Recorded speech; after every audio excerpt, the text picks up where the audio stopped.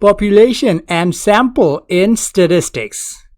There are timestamps in the description section. You can skip around if you want to. Now, what's population? Population is the entirety of something. And this specific word generally means people. But in statistics, it can be more than people. And in technical terms, population can be a complete group with at least one similar characteristic. What does that mean? Well, think of the characteristics this way. If you are trying to conduct a study on the people living in Sweden, then we will be looking for people. That is one characteristic, that is people. And the second characteristic would be living in Sweden. That is the second characteristic. The entirety of people living in Sweden will be your population. Everyone living in that specific country will be your population. It is the group that you want to find something out about. Maybe you want to find something out about potatoes grown in Thailand.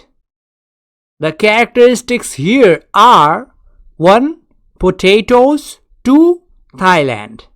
Every single potato that was grown in that country will be your population. Maybe you want to find out about the quality of mashed potato from that country. If you want to be 100% accurate, you have to find out all of the potatoes in the country and conduct a thorough research on it.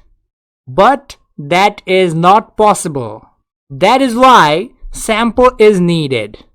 And a sample is a part of the population that will represent the entire population. Well, first of all, the sample is going to be smaller than the population. And while choosing the sample, you have to be very careful about the fact whether the sample is an actual representation of the population or not. In the potato example, if you only pick the potatoes from the southern region of the country, your sample will not represent the entire country's potato population. You have to pick from all of the regions for it to be a truly representative sample. There will be another example later. Now, what should be the ideal sample size? The safe assumption here is that the bigger the sample size, the better. The thing is, if you want to find something out about 1 billion people, a sample size of 20 people will probably not be the best sample size. But how many people are you going to pick? Well, that depends. And it depends on a lot of things. It depends on the number of variables there are in the study you will be conducting. I'm not going to talk about confidence level and standard deviation now. The size will also depend on the nature of the research you are conducting and the resources you have with you. You can look at the studies that have been done that are similar to the study you are going to do and try to create a sample size that is similar to the already conducted study. Now, another example scenario. Let's say that we want to find out whether students in Oxford University are more likely to start their own business or join a respected organization for a job. Maybe our initial assumption is that they are more likely to start their own company. Here, your population is going to be all of the students that are currently studying in that university. Now, the thing is, hypothetically, you can reach out to every single student and ask them if they want to start their own business or not. But it will be much more costly and time consuming for you to do that. And managing that amount of data is also not going to be convenient for you. So, you have to choose a sample that will represent the population properly. Now, you have to pick students from every single backgrounds. Maybe business graduates are more likely to go for starting their own business compared to engineering students. Or it can be the complete opposite. The engineers will start their own companies and business students will join that company later as employees. You also have to choose students that are just starting their journey there and the students that will be graduating in a couple of months.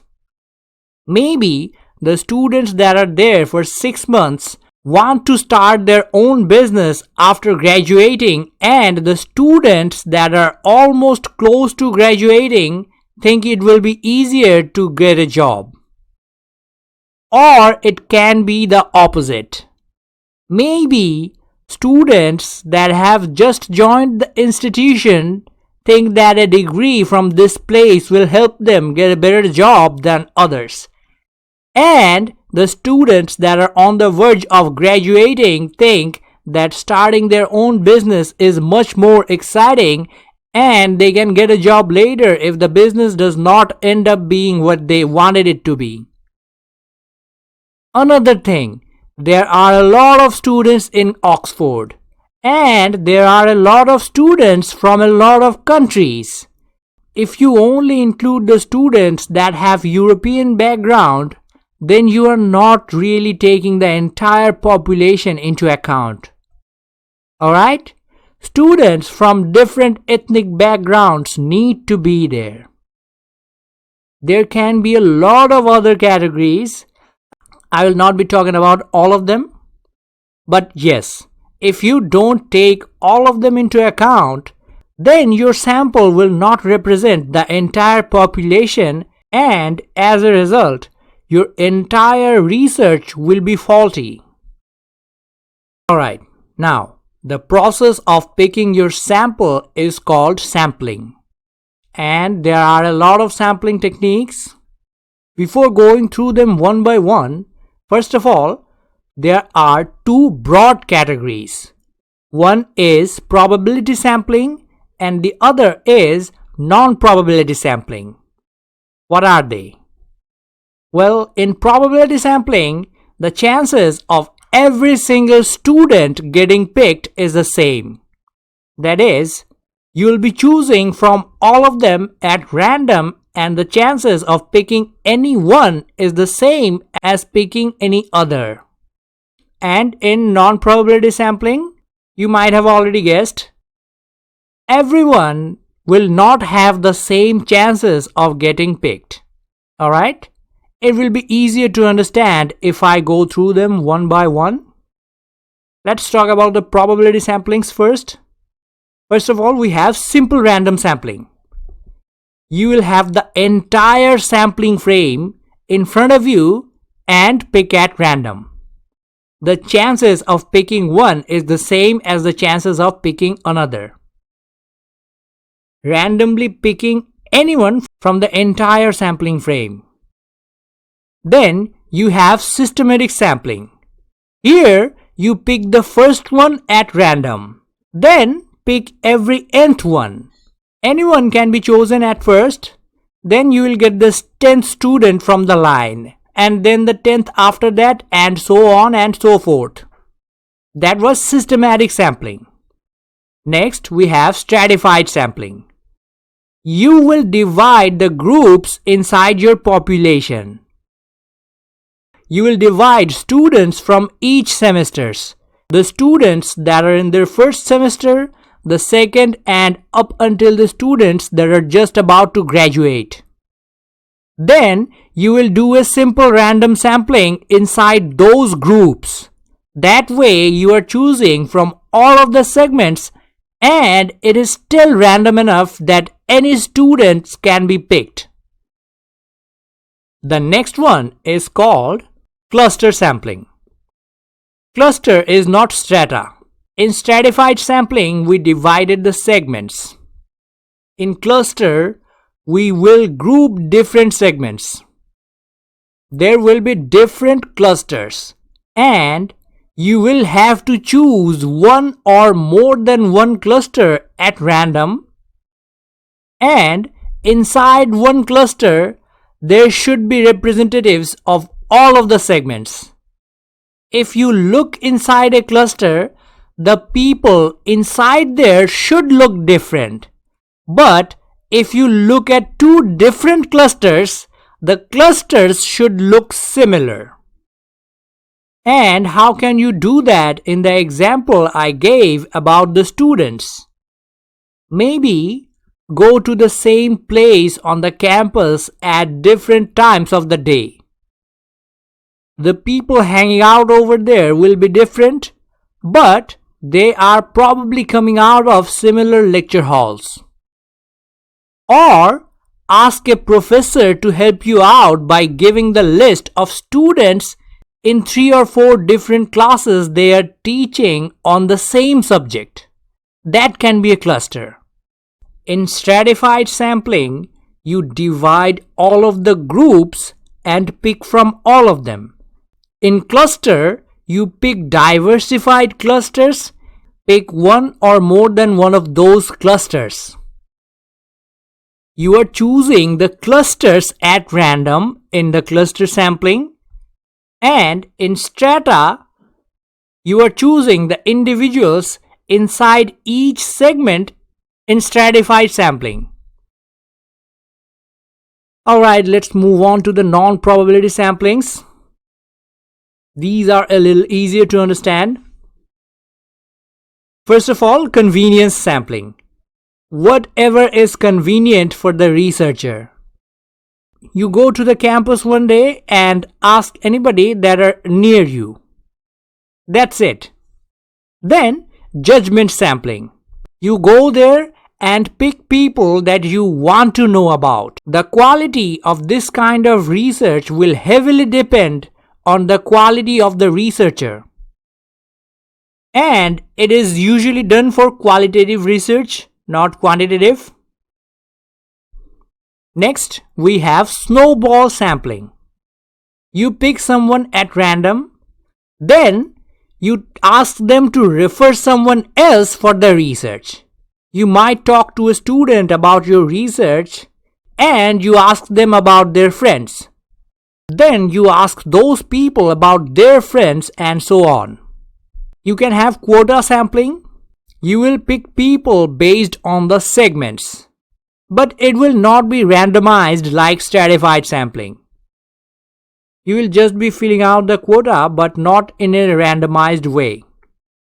There can also be voluntary response sampling. You send out an email to a lot of students and it is up to them if they want to respond or not. Alright, I'll be ending the discussion for population and sample here. You can like, share and subscribe and everything else. Doing any of that will help this channel grow. And if you want to directly support the growth of this channel, then you can support me on Patreon. If not, watching another video on this same channel will also help me out. And now time for a short bonus. The Nobel Prize winner in chemistry in 1909 was Wilhelm Ostwald. He found out that the speed of chemical reactions can be accelerated using catalysts that will not change end products.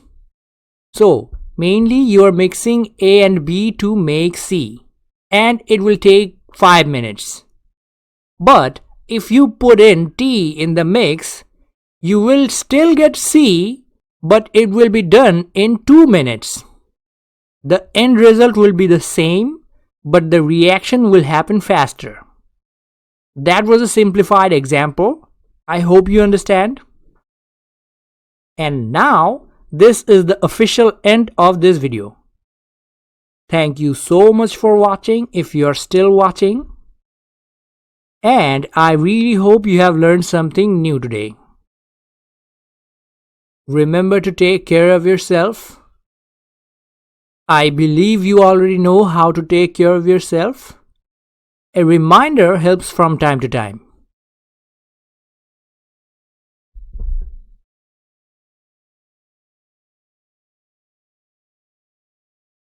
Goodbye for now.